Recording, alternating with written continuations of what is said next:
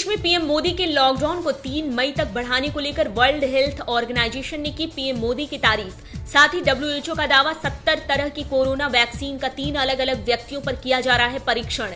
फिलहाल हांगकांग में बनाई गई दवा दूसरे चरण पर है। लॉकडाउन के कारण भारत को हो सकता है लगभग 18 लाख करोड़ रुपए का नुकसान।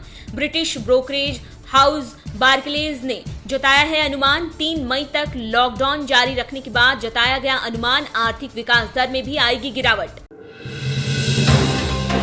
अमेरिकी राष्ट्रपति डोनाल्ड ट्रंप ने चीन को दी खुली चेतावनी। बोले, चीन अगर कोरोना वायरस को लेकर गलत जानकारी देता है तो उसे इसके बुरे परिणाम झेलने के लिए तैयार रहना चाहिए। बता दें कि दवा और मेडिकल संसाधनों को लेकर चीन के झूठ बोले जाने पर घिर चुका है चीन।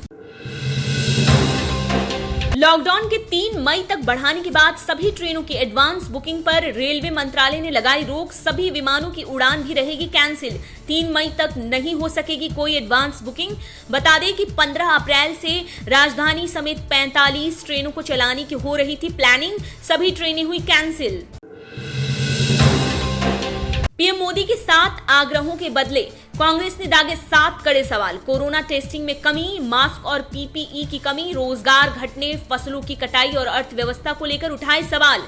साथ ही कहा, सरकार जनता को तो जिम्मेदारी देती है लेकिन खुद अपनी जिम्मेदारी क्यों नहीं निभाती। कोरोना के भारी संकट के बीच उत्तर कोरिया ने दागे एक के बाद एक कई क्रूज मिसाइलें। उत्तर कोरिया के संस्थापक और वर्तमान तानाशाह शासक किम जोंग उन के दादा किम इन सुंग के 108वें जन्मदिन के दिन पहले दागी मिसाइलें। बता दें कि फिलहाल उत्तर कोरिया में नहीं है एक भी कोरोना मरीज।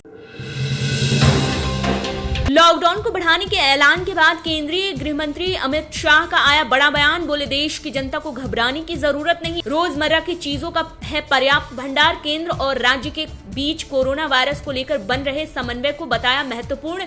सभी देशवासियों को साथ देने की अपील की। लॉकडाउन को 3 मई तक आगे बढ़ाने को लेकर बॉलीवुड सेलिब्रिटी का आया रिएक्शन। लघु उद्योग के बंद होने और पैसे की कमी में कैसे करेंगे सरवाइव, सेलिब्रिटीज मांग रहे हैं इन सवालों के जवाब। तो वहीं कुछ ने किया लॉकडाउन का समर्थन।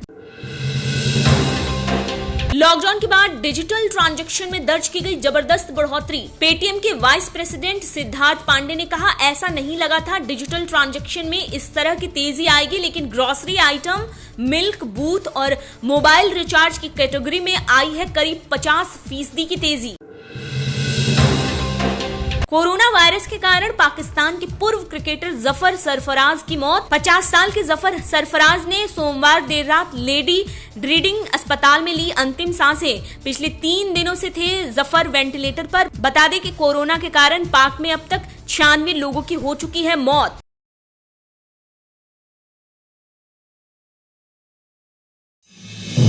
आप देख रहे हैं नेटरिक न्यूज, साहस सच कहने का।